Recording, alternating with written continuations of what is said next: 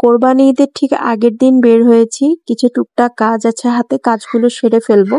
বিকালবেলা বের হয়েছি, আর ঈদের আগের দিন থেকে ঈদের দিন পর্যন্ত কি কি করলাম সবকিছু আপনাদের সাথে শেয়ার করব। চলে আসলাম একটা নার্সারিতে, আমার বারান্দার জন্য কিছু গাছ কিনতে হবে। বাসা থেকেই ঠিক করে বেরিয়েছি যে শুধু মানি প্লান্ট গাছ নিব আমার বারান্দার জন্য। এসে দেখছি অনেক রকমের ফুল গাছ, ফুলগুলো দেখতে অনেক ভালো লাগছিল। আর এই ফুলটা তো পুরাই আগুন, এত সুন্দর একটা কালার, আমি ফুলের নাম জানি না।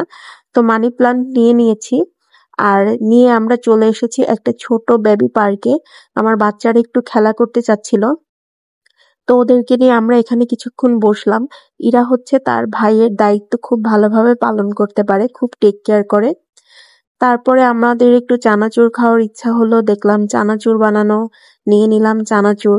তারপরে নিলাম একটু মুড়ি মাখানো। বেলস পার্কে আসলে বিকেলবেলা এই খাবারগুলো যেন মিস করাই যায় না। এরপরে সর্বশেষ খেয়ে নিলাম ছোট ফুচকা। এই ফুচকাগুলো যে এত মজা! খেয়ে আমরা চলে আসলাম সন্ধ্যার জন্য নাস্তা খেতে একটা রেস্টুরেন্টে। তো এখানে এসে আমরা হচ্ছে মেনু বুক দেখে 2টা প্লেটার অর্ডার করে দিলাম, আর আমরা কথা বলছিলাম, গল্প করছিলাম। আমার বাচ্চারা কিন্তু খুব দুষ্টুমি করে ওরা রেস্টুরেন্টে আসলে। তো এরপরে আমাদের খাবার চলে আসলো। খাবার এভারেজ ভালো ছিল, আর কোয়ান্টিটি অনেক ভালো ছিল। এরপরে ওখান থেকে বের হয়ে বেস্ট বাইতে চলে গেলাম আমার কিছু টুকটাক জিনিস ঘরের জন্য, যেগুলো একদম প্রয়োজনীয় সেগুলো কিনতে হবে। তো ওখান থেকে কিনে আমরা বাসায় চলে যাব। কি কি কিনেছি সেটা আপনাদের সাথে বাসায় গিয়ে শেয়ার করব। আর আমার ছেলেমেয়েরা তো কেনাকাটা নিয়ে অনেক ব্যস্ত। তো প্রথমে বেস্ট বাই থেকে কিনেছি এই প্লেটটা, তারপরে এই পিরিচটা কিনেছি। এরপরে কিনেছি একটা ট্রে, আমার ফ্লাওয়ার গুলো খুব ভালো লাগছিল এই ট্রের প্রিন্টে। এরপরে কিনেছি একটা জগ, যেটা আমি নর্মালি ইউজ করি সবসময়। এরপরে বাবুর জন্য একটা মামপট নিয়েছি। এই সবগুলো প্রোডাক্ট বেস্ট বাই থেকে আমি মাত্র 950 টাকায় কিনেছি। পরদিন সকালে ঈদের দিন ঘুম থেকে উঠেই বেডশিটটা চেঞ্জ করে নিয়েছি। বারান্দায় গিয়ে দেখলাম অনেক সুন্দর বাতাস, মনে হলো একটু গাছে পানি দেয়া দরকার। এরপরে দেখলাম সবাই নামাজ পড়ে চলে আসলো, আর এদিকে আমি মুরগি রান্না করে নিয়েছি অফ ক্যামেরায়।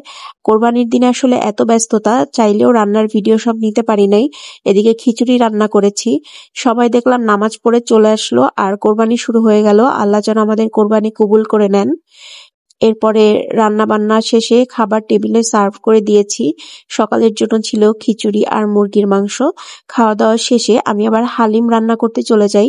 হালিমের জন্য মাংসটা ভুনা করে নিচ্ছিলাম। এরপরে হালিমের ভিতরে ডাল মিক্সড করে ফেললাম। হালিম রান্নার একটা রেসিপি আমার ইউটিউব চ্যানেলে আছে। আমার শাশুড়ি মা বলছিল যে রুটি পিঠা করবে, যার কারণে উনি আটা সিদ্ধ করে নিচ্ছিল। আর হালিমটা বাগার দিয়ে দিলাম, এটা কিন্তু হালিমে একটা স্পেশাল টেস্ট নিয়ে আসে। এরপরে পেঁয়াজটা আমি ব্রেস্তা করে নিচ্ছি। এরপরে হালিমটা আমি সার্ভ করে দিচ্ছি। আর যে কোনো খাবার দেখবেন যে ডেকোরেশনের জন্য ভালো হলে খেতেও ভালো লাগে। চোখের দেখাটা আসল সৌন্দর্য প্রথমে। তো আমি এই জন্য সবসময় ডেকোরেশনটা খুব মেনটেন করি। এরপরে দেখলাম গরুর কলিজা চলে এসেছে, গরুর মাংস চলে এসেছে। তো এগুলো এখন আমি সব ভাগ করতে বসে যাব, এখন তো আর ভিডিও নেওয়া সম্ভব না। তার এইদিকে দেখলাম আমার শাশুড়ি মা রুটি পিঠা সব ভেজে ফেলেছে।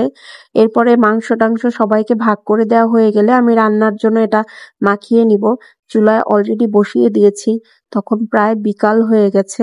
তো মাংস রান্না হবার পরে রুটি পিঠাও যেহেতু হয়ে গেছে, আমি হচ্ছে বাটিতে এটা নিয়ে নিয়েছি আমার আম্মুর বাসার জন্য। আমার শাশুড়ি মা বলছিল মার বাসার জন্য পাঠাতে। তো এটা হচ্ছে আমাদের রাতের খাবার।